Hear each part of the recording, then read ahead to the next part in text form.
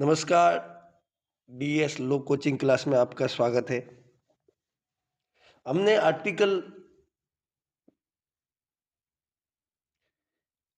19 तक पढ़ लिए थे पिछली क्लास में। अब हम पढ़ते हैं आर्टिकल 20 अपराधों के मामले में सुरक्षा। इस आर्टिकल के अंतर्गत यह कहा गया है कि किसी भी व्यक्ति को अपराध के लिए दोष सिद्धि के संबंध में संरक्षण प्रदान है। किस किस को संरक्षण प्रदान है?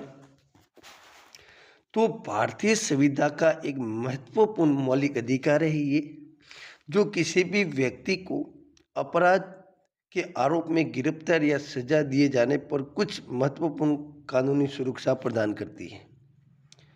इसका मुख्य उद्देश्य व्यक्ति के साथ अन्याय न हो और कानून का दुरुपयोग न हो। इस अनुच्छेद में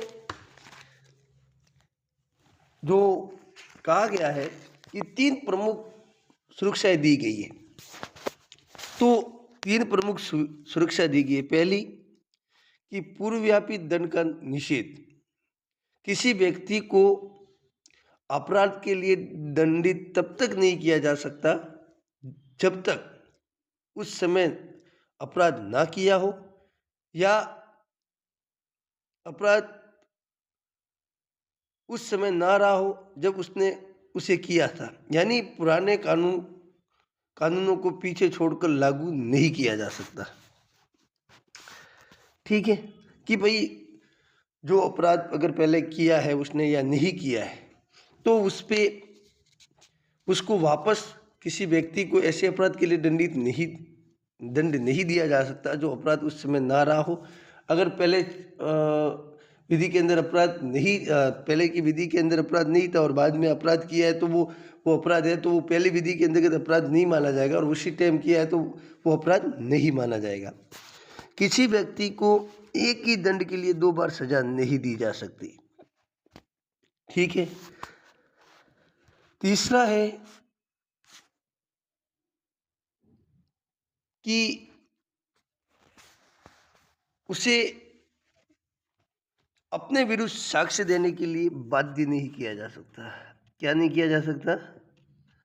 अपने विरुद्ध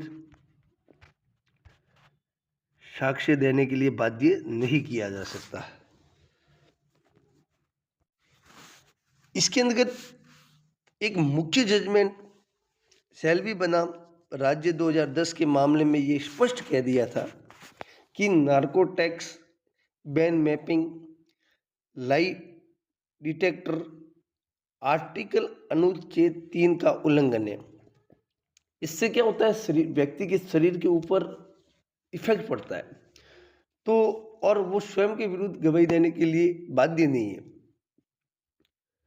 अगर हाँ वो स्वेच्छा से चाहे तो कर सकता है या उच्चतम न्यायालय कि भाई हाँ ये ऐसा सीरियस मामला है और इसके अंदर करवाना बहुत ही जरूरी है तो करवा सकता है। इसी मामले में एक महत्वपूर्ण जजमेंट है जो AIB में जुडिशल में हर जगह पूछते हैं, मकबूल हुसैन बनाम AIR 1953। ये मामला ये था कि एक मकबूल हुसैन करके एक व्यक्ति था जो विदेश से भारत आया और उसने सोना लाया होगा विदेश से। तो कस्टम अधिकारी ने उसको गिरफ्तार किया और कस्टम अधिनियम का उल्लंघन था। कस्टम अधिकारी ने सोना जब्त कर लिया और जुर्माना और दंड दोनों दे दिया। आपराधिक न्यायालय में अभियोजन शुरू किया गया। मकबूल हुसैन गया कि भाई मेरे ऊपर जुर्माना भी लगाया गया और मुझे दंडित भी किया जा रहा है। तो अभियुक्त ने तर्क दिया कि मुझे पहले ही दंडित किया जा चुका है, जुर्माना ले लिया गया है कस्टम अधिनियम के अंतर्गत, तो दोबारा मुकदमा चलाना 20(2) का उल्लंघन है। तो सर्वोच्च न्यायालय ने यह निर्णय दिया कि अभियुक्त की दलीलों को अस्वीकार किया और न्यायालय की व्याख्या करते हुए 20(2) में 20(2) को तभी लागू होगा जब अभ्योजन हुआ हो, अभ्योजन न्यायालय में हुआ हो और दोष सिद्धि या दंड हुआ हो। कस्टम अधिनियम न्यायालय नहीं है, उनकी कार्रवाई प्रशासनिक कार्रवाई है, विभागीय होती है, इसलिए सोने की जब्ती न्यायिक दंड नहीं है। क्योंकि जब उसने सोना जब्त किया था वो एक न्यायिक कार्रवाई नहीं था, वो कस्टम अधिकारी का राइट था कि भाई इस सोने को, ये तस्करी का सोना है, कैसे सोना था, उसको जब्त किया।